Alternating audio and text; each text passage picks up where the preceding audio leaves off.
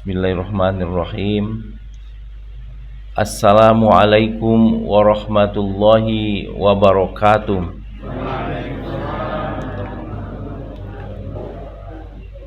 Alhamdulillahilladzi an'amana bi ni'matil iman wal islam.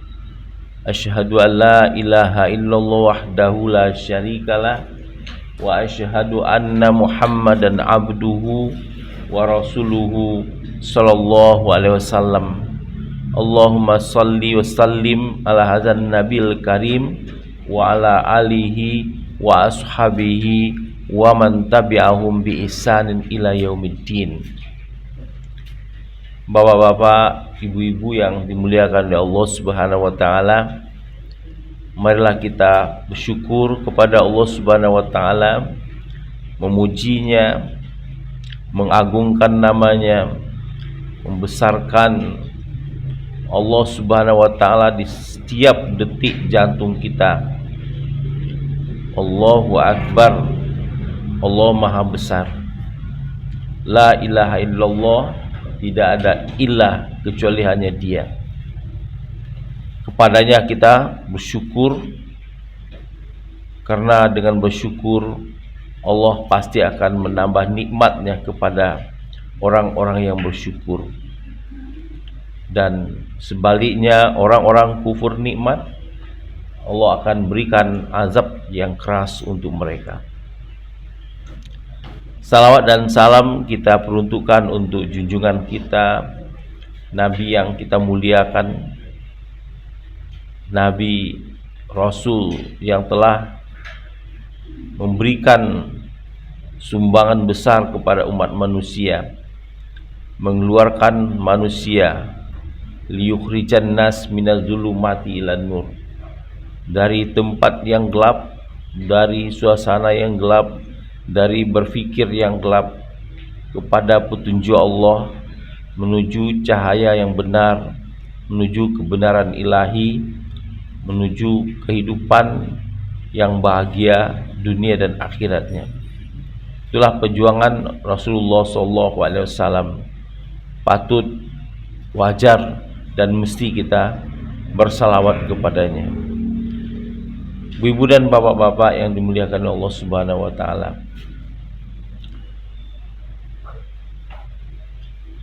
pagi ini kajian kita adalah tentang hidayah. Tentang hidayah. Kita selalu memohon kepada Allah hidayah. Setiap kali kita sholat, kita membaca Al-Fatihah, salah satu ayatnya itu adalah permohonan hidayah kepada Allah. Ya, ihdinas siratal mustaqim. Ya Allah, ya, bimbing kami ke jalan yang lurus. Hidayah ini, ibu-ibu dan bapak-bapak, ada yang diberikan kepada manusia tanpa memilih apakah dia orang kafir, apakah dia orang muslim, apakah dia orang munafik, semua dapat hidayah itu. Nah, ini namanya hidayah umum. Hidayah umum. Hidayah umum ini semua orang mendapatnya. Enggak diminta pun dikasih oleh Allah Subhanahu wa taala. Nah, apa dia hidayah yang 5 itu yang Allah kasih yang 4 yang Allah kasih kepada manusia secara langsung. Pertama itu adalah yang disebut dengan hidayah fitrah, Hidayah fitrah ini semua orang dapat. Jadi kalau manusia itu begitu dia lahir ke bumi ini, nanti ada perasaan haus. Itu udah fitrah manusia. Ada perasaan capek gitu kan, itu fitrahnya. Jadi begitu dia haus, anak-anak itu pasti dia minta minum. Kalau dia lapar, dia minta minum. Nah itu semua orang dikasih tanpa kecuali. Enggak diminta itu sudah dikasih.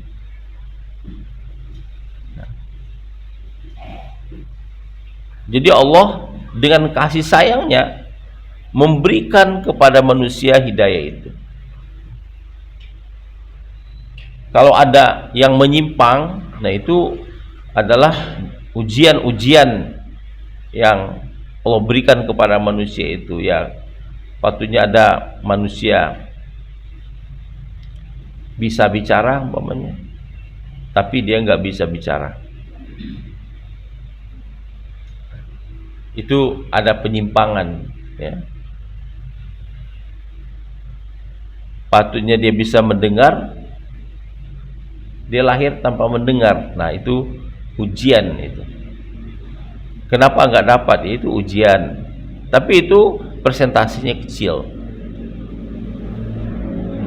Hidayah kedua adalah hidayah disebut dengan hawas, ya.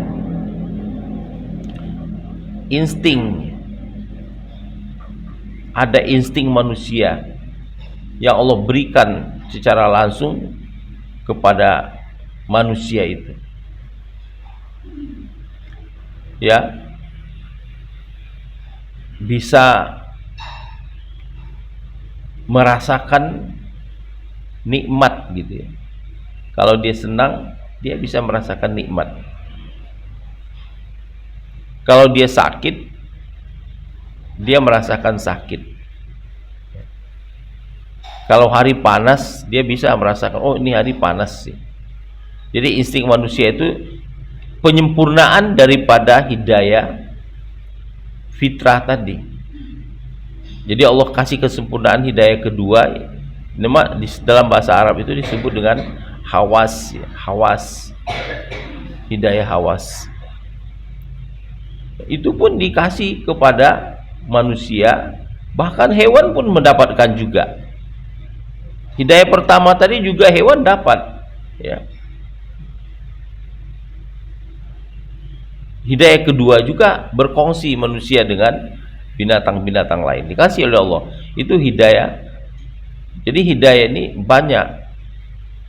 Ini hidayah umum, ya. Nah, yang keempat, yang ketiga itu adalah hidayah akal. Nah, setelah manusia ini dengan hidayah fitrah dan hidayah hawasnya itu dia terus nanti dilengkapi oleh Allah Subhanahu wa taala dengan hidayah akal. Nah, hidayah akal ini itu hanya diberikan kepada manusia. Binatang tidak dikasih akal, ya.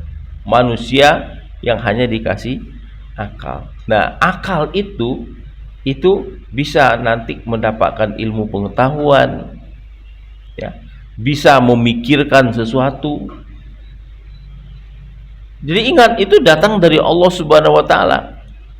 Kita tahu, ya, ini baik, ini buruk. Jadi akal manusia itu dikasih oleh Allah Subhanahu wa taala untuk menentukan, ya, ini benar, ini salah. Ada di dalam akal itu. Kemudian dia bisa menganalisa, mencari kebenaran, memikirkan berbagai hal. Dikasih manusia, semua manusia mendapatkannya. Apakah itu manusia kafir, apakah manusia muslim, apakah dia munafik, ya, ataukah dia fasik, semua mendapatkan hidayah itu tanpa kecuali.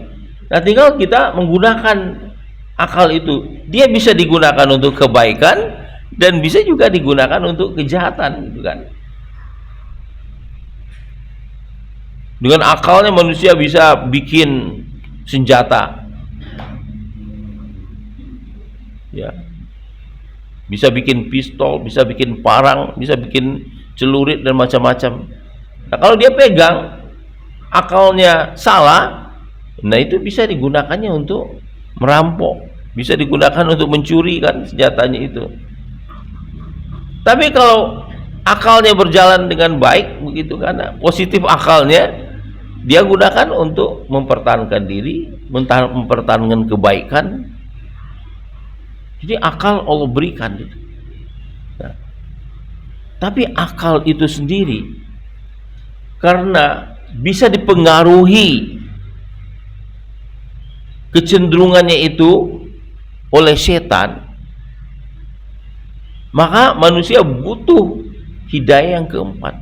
Karena setan itu gampang untuk memperdaya akal manusia itu, menyimpangkan akal kita itu gampang dia.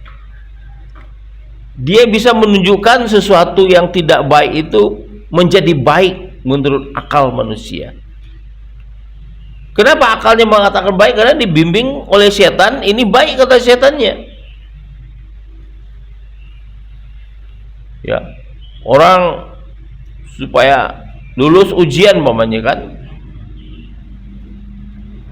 ya ingin enak dia, sudah pakai joki aja gitu kan. Nah sekarang kan banyak orang untuk masuk perguruan tinggi pakai joki gitu ya. Nah pakai joki sewa, jadi dia tenang-tenang aja di rumah bisa lulus ujian ya.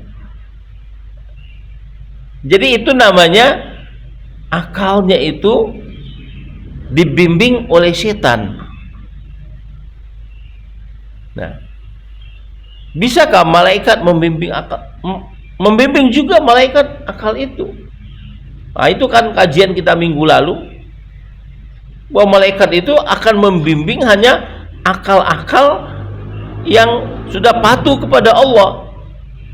Apakah yang tidak patuh kepada Allah dibimbing? Dibimbing, tetapi bimbingan setan itu lebih kuat. Jadi fungsi malaikat itu tidak terlalu tinggi bagi akal-akal yang tidak dibimbing oleh wahyu begitu. Jadi kalau orang mengandalkan akal, ya itu akan dibimbing oleh setan ke jalan kesesatan begitu kan. Makanya orang kalau mau bikin undang-undang gitu kan, seperti anggota dewan, DPR, DPRD, ya, sampai eksekutif yang bikin peraturan-peraturan. Kenapa ada peraturan itu kecenderungannya umpamanya berpihak kepada orang-orang tertentu, kelompok-kelompok tertentu gitu? Itu karena ada bimbingan setan atau bimbingan malaikat di situ gitu kan. Kalau dia orangnya beragama, itu pasti yang bimbing malaikat. Pasti aturan yang dia buat adalah aturan yang baik untuk manusia secara mayoritasnya. Tapi begitu dia tidak dibimbing oleh agama, tidak dibimbing oleh malaikat, maka yang muncul adalah peraturan-peraturan ya yang merusak kepada masyarakat. Ya, dibuatlah berbagai peraturan-peraturan begitu kan, yang bisa merusak kepada lingkungan. Dibuat peraturan dulu tidak boleh mengekspor pasir laut itu karena menghabiskan pulau-pulau kita. Ya. Memperbesar negara lain seperti Singapura itu tahu-tahu udah besar aja dia, karena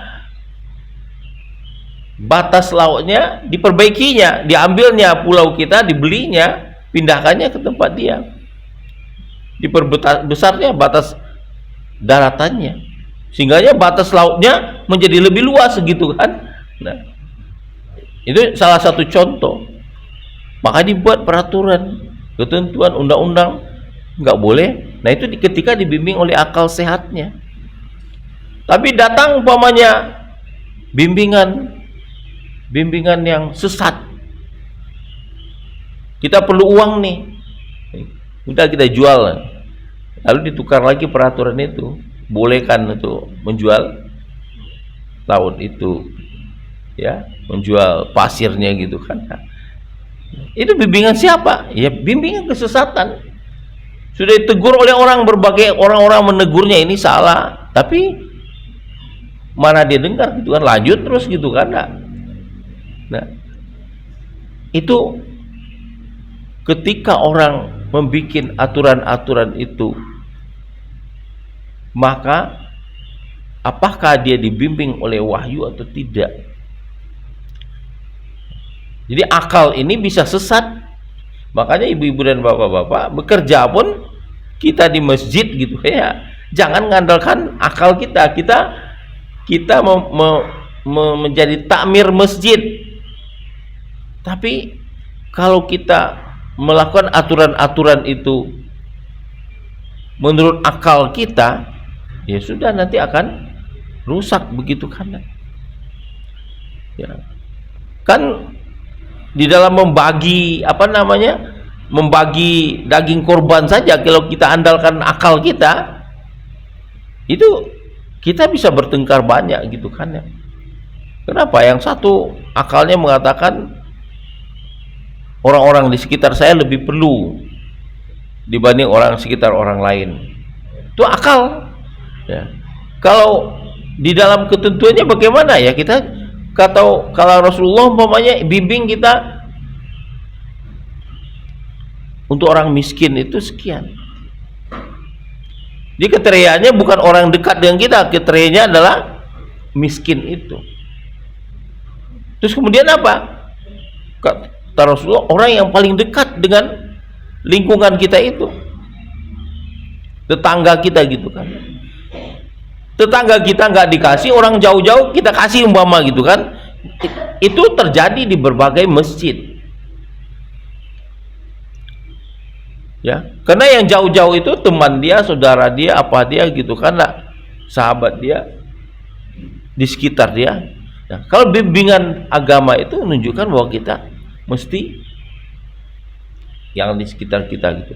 Jadi akal ini tidak boleh dia dibiarkan dibimbing oleh setan. Sebab itu kita perlu yang namanya berzikir, perlu mengingat Allah, perlu minta tolong kepada Allah. Maka kita mohon ihdinas siratal mustaqim ya.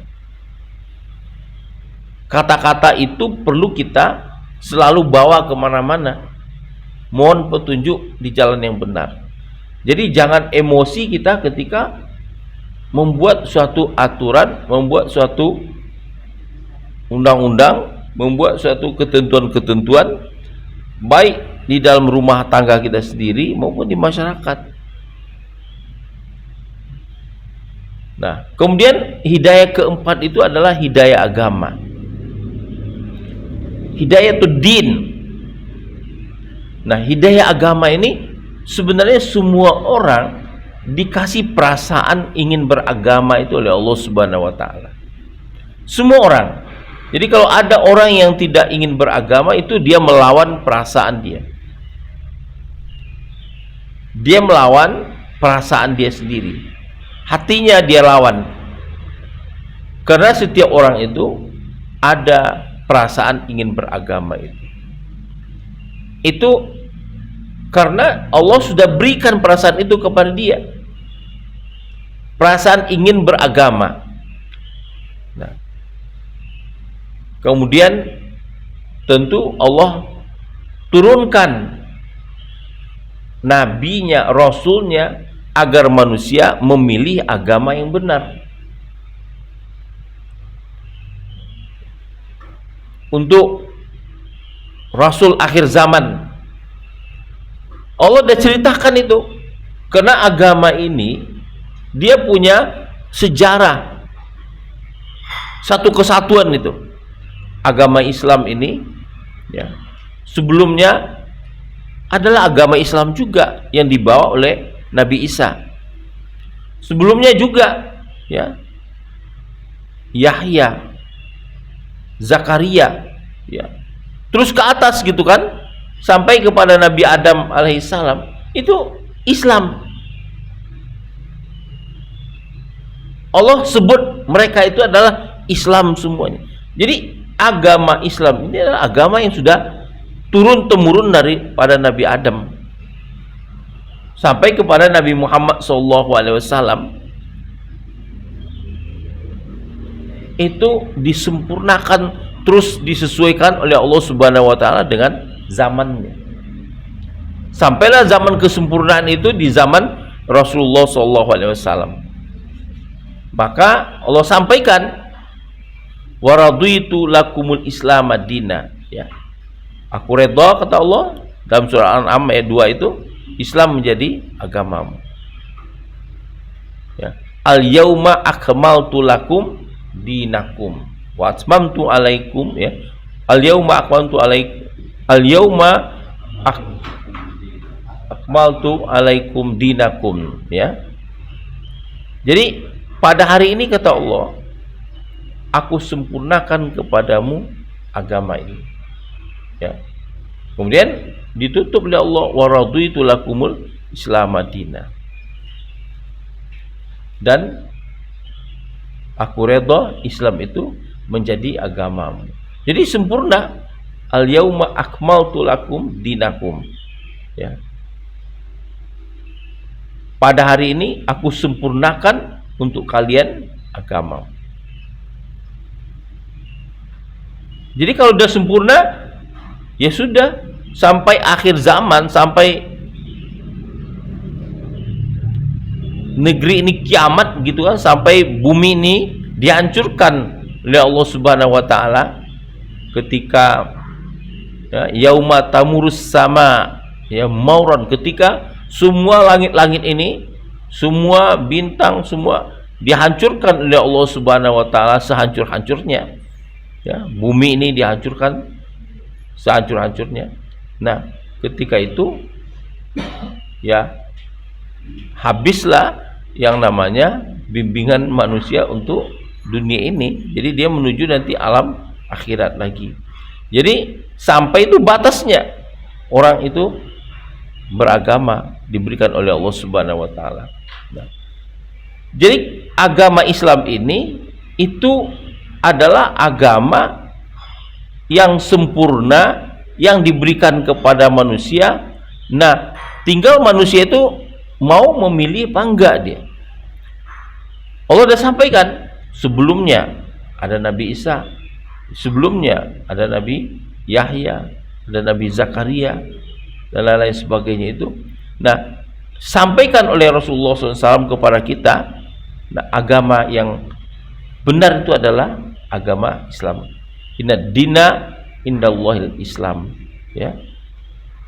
Tidak ada agama lain yang benar kecuali hanya Islam. Oh, ini propaganda? Enggak, memang itu Allah sampaikan, Allah yang nyampaikan. Jadi kita mesti yakin dengan itu. Jadi nggak sama agama ini dengan satu dengan yang lain, enggak sama. Islam itu Tuhannya satu, ya. Hanya Islam yang terus memegang prinsip Allah itu hanya satu. Jadi yang lain itu sudah sesat dia. Makanya kita doa ghairil maghdubi alaihim, jangan kita ini menjadi orang-orang yang berjalan di atas jalan orang-orang yang dimarahi oleh Allah Subhanahu wa taala atau oleh Rasulullah SAW.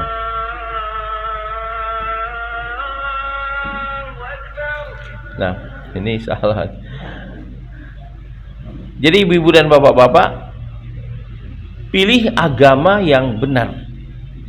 Jadi Allah sudah memberikan kepada kita agama itu. Pilih agama yang benar.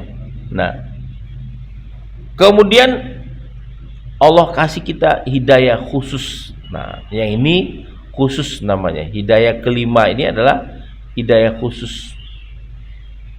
Itu hanya diberikan kepada orang-orang beriman, yaitu hidayah taufik dan maunah. Ya. Taufik dan maunah ini ya itu sifatnya memang gaib begitu ya. Kan orang bilang umpamanya orang itu menjadi benar beragama itu karena hidayah Allah. Nah, ini namanya hidayah pertolongan Allah. Hidayah taufik dari Allah. Taufik itu apa? Sesuatu yang sesuai dengan petunjuk Allah. Ya. Jadi sesuatu yang kita inginkan itu sesuai dengan petunjuk Allah, itu taufik. Kan kita selalu mengatakan wabillahi taufik wal hidayah. Itu apa artinya? Ya, taufik itu Allah berikan ya kepada kita ya sesuai dengan apa yang Dia inginkan. Manusia itu inginkan kebaikan, lalu Allah berikan kebaikan itu, petunjuk kebaikan itu Allah berikan kepada dia, sehingganya dia berjalan di jalan yang benar. Makanya kita selalu meminta kepada Allah agar selalu berada di jalan yang benar itu. Ihdinas siratal mustaqim. Ya. Itu kita mohon terus. Salat wajib saja, ya. Yang rawatib wajib saja itu 17 rakaat sehari semalam. Kita baca Al-Fatihah, memohon kepada Allah petunjuknya, hidayahnya. Karena itu milik Allah, itu nggak bisa manusia mencarinya. Ya, itu adalah diberikan kepada orang yang Allah mau. Kenapa Allah memilihnya? Karena orang itu mencari petunjuk yang benar itu. Jadi kalau orang tidak menginginkan petunjuk yang benar, jadi Allah juga tidak akan kasih itu. Jadi orang-orang yang beragama itu, ibu dan bapak, dia akan mencari agama yang benar itu apa? Pasti dia cari. Saya banyak memperhatikan orang-orang kafir masuk Islam, itu rata-rata dia mencari kebenaran itu, lalu Allah bimbing dia. Dan bahkan ya, orang yang tidak pernah berjumpa dengan Al-Quran, tidak pernah dia mempelajari Islam, tapi karena dia selalu mencari kebenaran, lalu Allah berikan kebenaran kepada dia. Ada seorang ibu dari kecil ya di barat sana, di Eropa, dia taat dengan agama Katolik dia. Wah, begitu kan. Tapi ada perasaan di dalam diri dia itu, kok Tuhan saya 3 ya, mengganjal terus oleh dia. Terus dia meminta kepada Tuhan itu, ya Tuhan, ya, tunjukkan aku yang benar.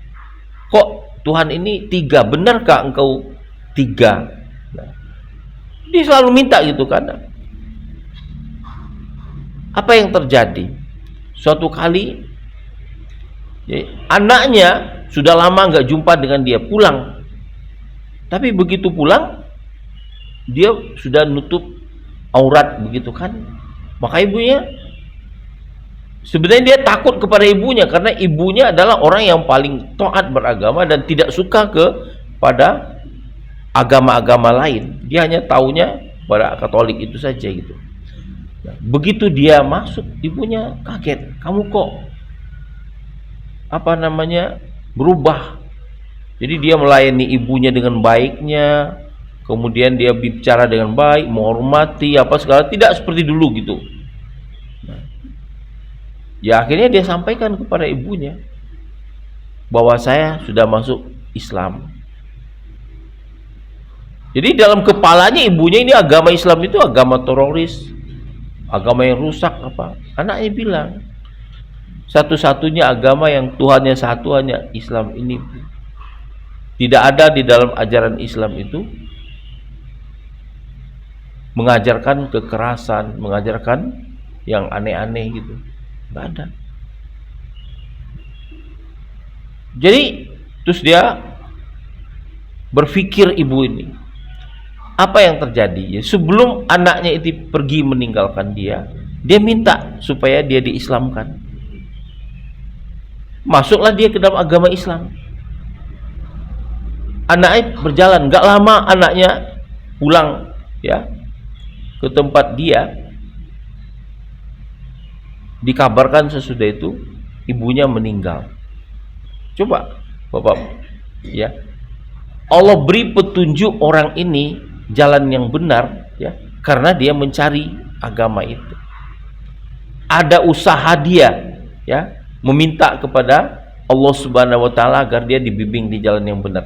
Kita 7 kali sehari semalam memohon kepada Allah Subhanahu wa taala, minta jalan yang benar. Ya, pasti akan Allah kasih.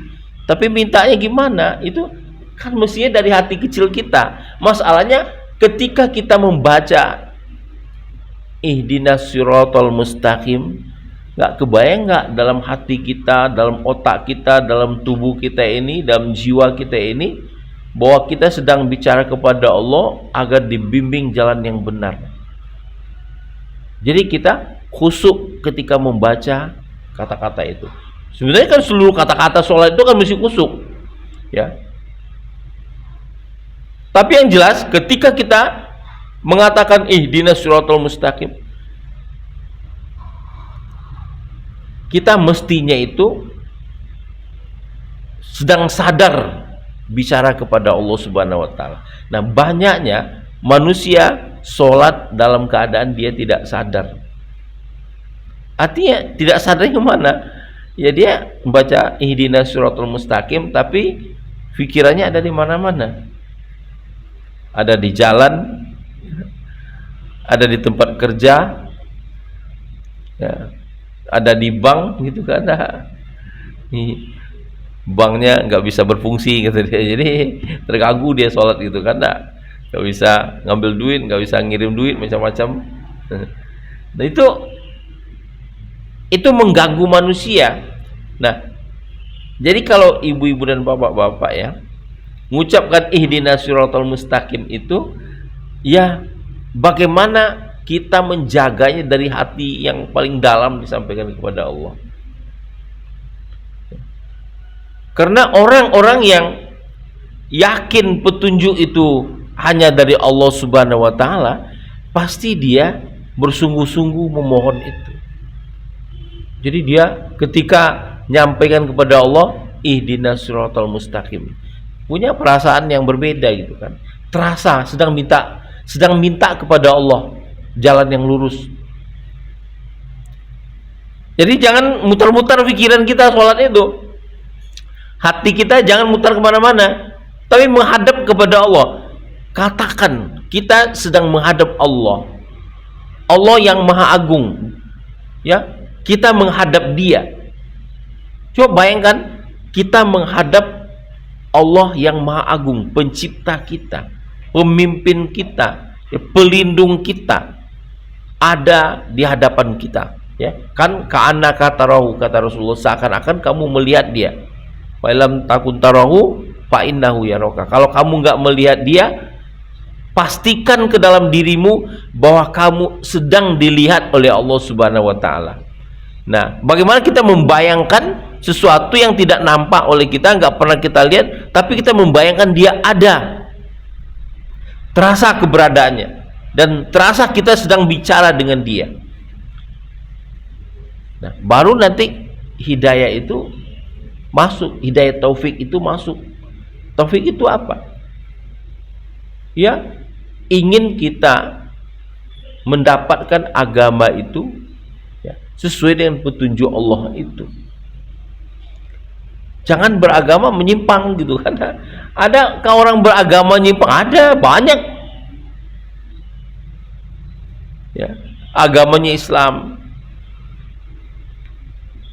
tapi dia nggak sholat, itu namanya menyimpang.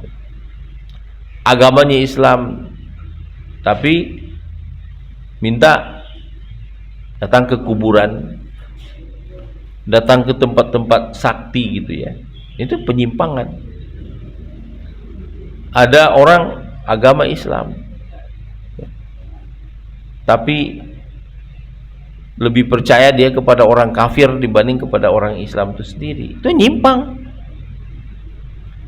Pemimpin dipilihnya kafir gitu umpamanya kan. Nah, itu namanya menyimpang. Tidak mungkin seorang mukmin yang beriman kepada Allah akan menjadikan orang kafir menjadi pemimpin dia. Makanya bapak-bapak dan ibu-ibu, orang-orang beriman, kalau kita masuk ke dalam orang beriman, pasti doa kita, ya Allah, turunkan kepada kami pemimpin yang beriman, pemimpin yang adil. Ya, pasti itu doanya. Jadi kalau bapak-bapak berdoa kepada Allah, salah satu doanya, doakan agar negeri ini dipimpin oleh orang yang beriman, yang adil. Ya, beriman kepada Allah dan adil. Beriman dalam artian memang sempurna dia beriman kepada Allah, takut dia kepada Allah. Jadi nggak takut kepada manusia, dia takut hanya kepada Allah Subhanahu wa taala. Ya. Karena Allah tidak akan turunkan pemimpin yang beriman itu untuk kaum-kaum yang sesat. Ya. Karena kaum sesat itu akan memilih pemimpin yang sesat juga. Ya. Nah, kecuali yang dikirim itu rasul oleh Allah Subhanahu wa taala, itu lain. Kalau rasul kan tidak dipilih. Rasul itu dikasih oleh Allah Subhanahu wa taala. Kalau pemimpin ini kan dipilih. Nah, jadi kalau orangnya beriman, pasti dia memimpin. Pemimpin yang dia dapatkan adalah yang beriman juga gitu. Nah, jadi ibu-ibu dan bapak-bapak selalu doakan, ya, doakan agar kita mendapatkan pemimpin yang beriman dan adil. Ya, Bu? Setuju kan? Setuju, ya. Nah, bapak-bapak dan ibu-ibu yang dimuliakan oleh Allah Subhanahu wa taala, jadi hidayah taufik dan hidayah maunah, ya, itu hanya Allah yang punya. Jadi Allah katakan kepada Rasul, ya, kata Allah Subhanahu wa taala kepada Rasulullah SAW, ya, bahwa sesungguhnya engkau itu tidak akan bisa memberi petunjuk, ya, kepada orang yang kamu kehendaki. Ya, di dalam surat Qasas, ya, ayat 56, ya, Qasas lewat ayat 56, Allah sampaikan, innaka la tahdi, ya, man ahbabta. Wahai Muhammad, kamu tidak akan bisa memberi hidayah kepada orang yang paling kamu cintai pun nggak bisa kamu memberi hidayah. Nah, makanya hidayah taufik dan hidayah maunah itu hanya Allah yang punya. Maunah itu pertolongan Allah secara gaib kepada kita. Yang gaib itu bagaimana? Ya, kita itu kan tidak tahu, Bapak, Ibu. Umpamanya Allah mau tolong kita, tiba-tiba kita berjalan tapi selamat dalam perjalanan. Nah, itu kan pertolongan Allah secara gaib kepada kita. Ya. Kita bekerja, yang kita kerjakan ini, tapi Allah kasih hasil yang lain. Ada tambahan rezeki dari sini. Itu kan pertolongan Allah. Ya. Kemudian kita sepatutnya ini buat dosa, tapi terhalang. Ada saja cara untuk Allah menghalang kita untuk buat dosa. Nah, itu namanya pertolongan Allah, maunahnya. Ya. Kan manusia itu bisa saja dia dihadapkan dengan dosa, tapi ada yang menghalang dia untuk dia berdosa. Ada orang umpamanya dia punya kesempatan ini kok untuk korupsi dia, tapi kata hati kecilnya, saya nggak mau lah, nggak usah. Nah, itu namanya pertolongan Allah Subhanahu wa taala agar dia tidak sesat. Itu namanya maunah. Ya. Kita mau sholat umpamanya, ya, nih waktu udah datang nih, ntar jalan bisa macet, ya, tapi kita udah di perjalanan, Tiba-tiba kita jumpa saja dengan masjid. Itu namanya pertolongan Allah, ya. Nampak saja oleh kita masjid, padahal masjid itu tertutup, masjid kecil saja gitu kan. Nah, itu namanya pertolongan Allah kepada kita. Allah tolong. Bangun pagi, coba tiba-tiba kok umpamanya jam 3 atau jam setengah 4 dibangunkan. Siapa yang bangunkan? Itu pertolongan Allah kepada kita. Bapak-bapak pernah nggak merasakan tiba-tiba bangun? Hah? Pak Amin? Tiba-tiba kan bangun aja kan? Nah, itu pertolongan Allah Subhanahu wa ta'ala. Coba kalau Allah tidak tolong, kita nggak bangun, Pak. Nggak ada, ingin tidur aja kita gitu kan? Lewat kan? Nah, kenapa lewat? Nah, itu ketika Allah tidak nolong kita. Tapi ketika kita minta tolong kepada Allah, ya Allah, aku mau bangun. Secapek-capek apapun, kita insya Allah terbangun. Nah, cuman masalahnya kadang-kadang udah dibangun oleh Allah Subhanahu wa ta'ala, sebentar lagi gitu kan, lewat gitu ya. Udah, itu kesalahan kita lagi itu kan. Nah, jadi pertolongan Allah itu, kalau bapak-bapak orang beriman itu pasti akan merasakan pertolongan yang gaib secara langsung itu. Itu contoh yang paling dekat itu kita bangun, ya.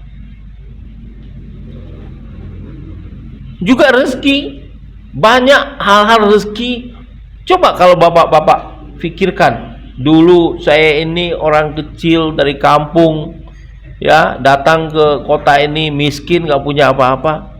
Tapi kita lihat, oh, kok saya sudah punya rumah ya, dari mana nih rezeki? Ya, itu kalau bukan pertolongan Allah nggak bakal dapat itu. Oh iya, memang kita bisa berhemat, bisa apa, tapi itu atas pertolongan Allah, atas izin Allah. Betapa banyak orang berhemat, Pak, tapi nggak bisa dia menikmati hartanya. Hilang berkah itu. Nah, itu pertolongan Allah Subhanahu wa ta'ala. Kita sehat, badan kita sehat. Orang lain, coba lihat orang yang sebaya kita, penyakitnya banyak sekali.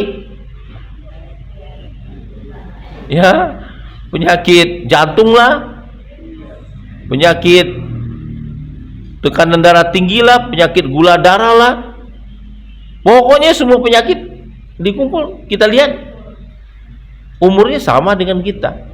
Kok begitu banyak penyakitnya? Nah, padahal hartanya banyak, uangnya banyak, tapi penyakitnya juga banyak. Nah, ini, tapi kita ukur dengan kita, alhamdulillah kok nggak ada penyakit gitu kan? Nah, adalah sakit sedikit-sedikit ya, paling nggak sakit kantong gitu kan.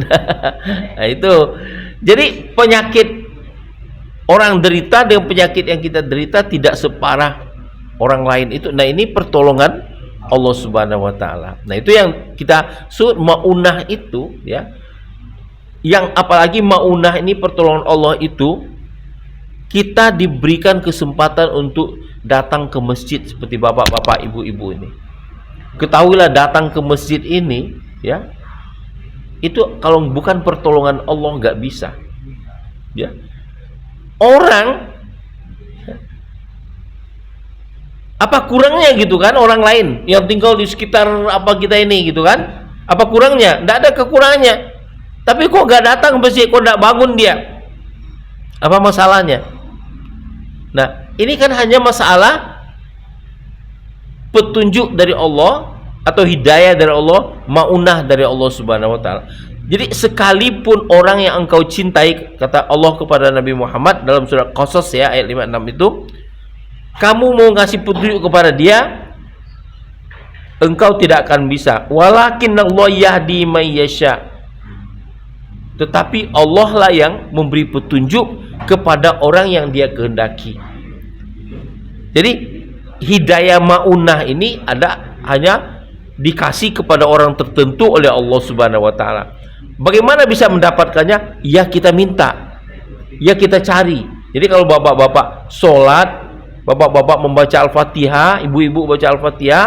Nah, camkan banget ya, ketika membaca ihdinas siratal mustaqim itu ya, ya sebenarnya setiap kata-kata di Al-Fatihah itu kita membaca mesti khusyuk ya. Dan khusus sekarang ini saya ngomongin tentang hidayah ya, ihdinas siratal mustaqim tuh. Nah, kekhusyukan kita itu jaga banget di sana agar selalu berada di jalan yang benar ini ya. Jangan sampai berkurang nanti keimanan kita turun ya, tiba-tiba ada malas ke masjid. Kenapa malas ke masjid? Ya di masjid kurang bersahabat gitu. Masa kita tergantung kepada orang lain datang ke masjid gitu, karena nggak ada kaitan dengan orang lain. Kita datang ke masjid itu karena Allah. Jadi ada orang di masjid umpamanya kan, kenapa nggak datang sholat ke masjid? Ya pengurusnya nggak becus. Tidak ada kaitannya dengan pengurusnya gitu kan. Tapi kalau imamnya memang imamnya nggak benar gitu kan. Tiba-tiba yang jadi imam tuh orang yang nggak jelas Islamnya gitu kan ya, tapi jadi imam dia gitu kan. Nah ini memang nggak boleh gitu kan. Itu memang mengganggu. Nah kalau itu menyebabkan orang tidak datang ke masjid, itu ada alasan. Carilah masjid lain yang lebih benar gitu kan. Nah, cari masjid yang cocok dengan apa yang kita inginkan gitu kan. Nah itu bimbingan Allah Subhanahu wa taala itu hanya diberikan kepada orang-orang beriman. Nah ayat lain ya, saya bacakan satu atau dua ayat lagi di dalam surat Al-Baqarah ayat 272. Al-Baqarah 272. Laisa alaika hudahum. Kata Allah kepada Nabi Muhammad, kamu tidak punya wewenang untuk memberi petunjuk kepada mereka ya. Walakinallahu yahdi may yasha, tetapi Allah lah yang mempunyai kuasa untuk memberi petunjuk kepada orang yang dikehendaki ya. Jadi nabi sekalipun, rasul yang diutus oleh Allah Subhanahu wa taala, dia tidak punya wewenang untuk bisa memberikan hidayah kepada orang. Makanya walaupun Rasulullah sudah dakwai Abu Jahil, Abu Lahab, Abu Sofyan, semua didakwai oleh Rasulullah SAW, didakwai gitu kan, tapi dia ditolak terus ya. Sedih juga Rasulullah kan. Kadang-kadang Rasulullah itu merasa sedih banget. Dalam surah Al-Kahfi itu diceritakan nih kan, bahwa Rasulullah sampai-sampai dia malu gitu kan. Kok nggak diterima ucapan saya, apa salahnya gitu kan. Tapi Allah sampaikan, engkau nggak punya wewenang di situ, saya punya wewenang. Jadi yang dapat petunjuk, ya dapat petunjuk gitu kan. Kalau yang enggak ya udah, ya nggak usah kamu risaukan gitu kan. Nah, kemudian di dalam surat Al-An'am ayat 90 Allah katakan, ulaikal ladzina hudallah fabihudahum ya fabihuda muqtadi. Jadi mereka itu adalah orang-orang yang diberi petunjuk oleh Allah Subhanahu wa taala. Jadi hanya Allah yang memberi petunjuk. Nah, ibu-ibu dan bapak-bapak, kalau kita sudah tahu bahwa kuncinya yang ngasih petunjuk itu adalah Allah Subhanahu wa taala, petunjuk yang mana? Yaitu taufik dan maunahnya. Petunjuk yang sifatnya gaib untuk kita itu adalah milik Allah Subhanahu wa taala sepenuhnya.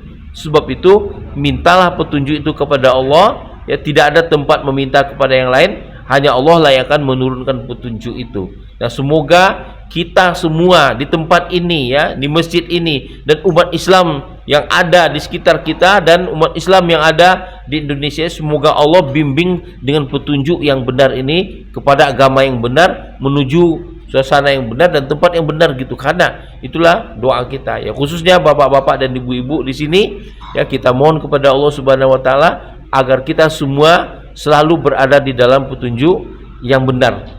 Jadi jangan nyimpang lagi ya, Bu, Bapak ya, selalulah berada dalam petunjuk yang benar. Nah, ini kita sampaikan kepada anak kita, sampaikan kepada menantu kita, sampaikan kepada cucu kita. Jangan sampai mereka itu nanti berada di luar petunjuk itu. Jadi apapun yang akan kita buat, ayo pedomani petunjuk Allah, pedomani petunjuk Rasul ya. Bahkan mau makan pun kita ini mesti ada petunjuk. Apa petunjuk Rasul? Jangan makan dengan tangan kiri, jangan minum dengan tangan kiri, itu petunjuknya. Tapi kalau kita tiba-tiba makai tangan kiri gitu, nah itu kita menyimpang, namanya tidak patuh kepada Allah. Padahal Allah katakan ya, wa ati'u, patuhlah kamu kepada Allah Subhanahu wa taala dan kepada Rasulnya. Dengan demikian kamu akan menang gitu. Nah, ibu dan bapak-bapak, hanya demikian kajian kita pagi ini. Semoga bermanfaat bagi saya, bagi kita bersama. Alhamdulillah rabbil alamin. Saya kembalikan kepada Bapak Ripto. Silakan, Pak.